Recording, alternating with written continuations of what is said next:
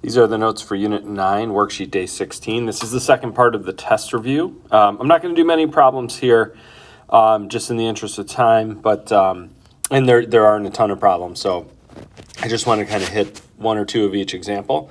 So we're going to start with this first section. It is important to remember that we need to solve these by completing the square. Now, this is important because we might be asked in future assessments to show that we know how to use this technique. So let's review real quick. In completing the square, we want to make sure we get our variables on one side and our constant on the left. Number one is already set up that way. And what we want to do is we want to find a value that we can add to the left-hand side that will make it factor in a very specific way. And whatever we add to that left side, we have to add to that right side. So this is where we do our C value, right? And our C value is B divided by 2 squared, right? In this case, my B value is 6. So I just go, okay, 6 divided by 2 squared, that's 3 squared, which is 9. So 9 goes here, and 9 goes here. On the right-hand side, we're going to end up with 25. On the left-hand side, we're going to end up with that x squared plus 6x plus 9. So I'm looking for two factors of 9 that add up to positive 6, and that would be 3 and 3. So remember, the idea behind that C value is it makes this factor as x plus 3 times x plus 3, which gives me x plus 3 squared. So if I'm doing that, completing the square, I better have a factorization on that side that looks like that. The reason we like that is I can just take the square root of that binomial squared and get x plus 3 here, right? The squared goes away. I get positive and negative 5. If it's a perfect square, we've got a little bit of extra work to do because I have to do x plus 3 equals 5 and x plus 3 equals negative 5. And I get x equals 2 and x equals negative 8. So those are my two solutions. Again, on this type of problem, usually you would use factoring to solve that. It'd probably be a little bit easier, but it is important that we know how to use this technique. Now, number two, we got an extra step. We've got to get my variables alone over here, and I don't like that plus 4 there. So what I'm going to do is I'm going to subtract 4 from both sides. So there's a minus 4. And then I'm going to come up with my C value. So again, I do half of B. Now notice when I do this C value, it is a negative 12, but we're going to do negative 12 divided by 2, which is negative 6. And when you square negative 6, you're going to get positive 36. So remember, my C value is always positive. That's why I put those pluses there, just so I don't accidentally change that to, a negative, and then it wouldn't factor. So on the right-hand side, I'm going to get 32.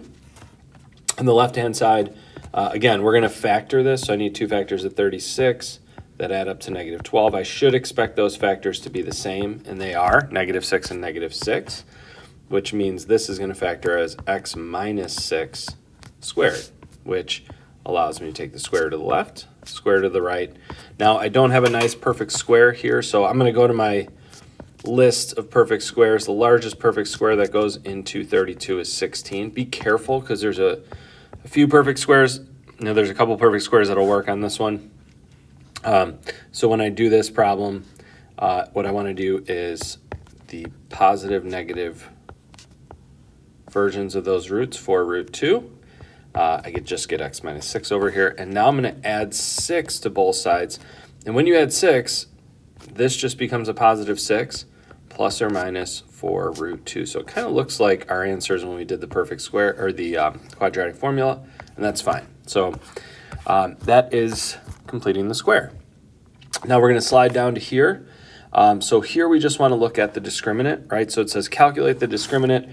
Remember what the discriminant is. It's b squared minus 4ac. And then we could just quickly recap this. If that's positive, we have two real solutions. If it's 0, that's one real. And then if it's negative, that means we have an I, which gives me my two complex solutions. So that's all they're asking for here is the b squared minus 4ac.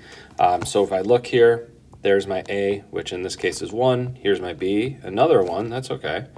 And then there's my c. So I do b squared, which is 1 squared, minus 4 times a times c. So if you take the time to type this in the calculator and use all those parentheses and have all your parentheses in the right spot, the calculator can be helpful here. So my discriminant is negative 15. That's the value, not the square root of 15, just the negative 15. That means I have 2 solutions, and those solutions are complex. All right, so you can try those other 2 on your own. Now, using the quadratic formula, you're going to have this on the test. So it's not like you have to memorize it, but it still is a good idea to practice working with this because the more you work with it, the easier it's going to be to work with. So again, there's my A, there's my B, there's my C. So what I do is I do the opposite. I'm going to give myself a nice big fraction bar here. The opposite of B, so that's negative negative 6. We'll talk about that in a second. And then I'm going to have b squared, notice my parentheses, times 4ac. Okay, and this one, there's my square root, and then 2 times a is 2 times 1. And I'll get x is equal to, that'll turn into a positive 6, plus or minus, and then I have 36 minus 12, so that'll be 24. Not a perfect square, but we'll talk about that when we get to it. And this is pretty good. You're almost there, right? But we've got to simplify this root right here. So I'm going to do that off to the side just to save myself some steps. So 24, you have the square root of 4 times 6, so that's going to be 2 root 6. And now when we do this, we're going to get 6 plus or minus 2 root 6 all over 2. Okay, and then we use our little heart method here where we check out the values that are outside. So notice that 6, that root 6 is just going to be in my answer. We never ever touch that. And those are all divisible by 2. So I'll have 3 plus or minus 1 root 6 all over 1, which I can actually clean that up a little bit better. My solutions will be 3 plus or minus root 6. And we're done. So those are my 2 solutions. Not too bad. Now, number 11, this is one, this is probably a good use of the quadratic formula. Again, I'm going to plug this in, so I do the opposite of b. Sometimes it's good to write this 1 here. And then I'm going to get b squared minus 4 times a times c. Right, and that is all underneath my root. And 2 times a is 2 times 5. So just be careful there. And then we go the opposite of 1. And let's see what we have underneath our root. We have 1 plus, that ends up being 80. So this is 81. Oh, a nice perfect square. We'll talk about what we do with that. And then my 2 times 5 is 10. So just be careful. And what I'm going to do is I'm going to split this into 2 problems because I do have a perfect square. So my 2 results are this: negative 1 plus 9, which is a square root of 81, all over 10. And then I have negative 1 minus 9, all over 10. This one over here, we've got some work to do. We're going to have 8/10. Those are both divisible by 2. 8 divided by 2 is 4. 10 divided by 2 is 5, so 4/5. Here I'm going to have negative 10 over 10, and that's going to give me negative 1. Now remember, when you get these nice, integer or fraction answers like this, what that means is we could have factored it, but honestly in this one, if you're going to do split the middle, this is kind of a tough problem, so quadratic formula might be a good option if you're not sure on these types of problems. So you can finish up the rest of those problems in class. Thanks for watching the video.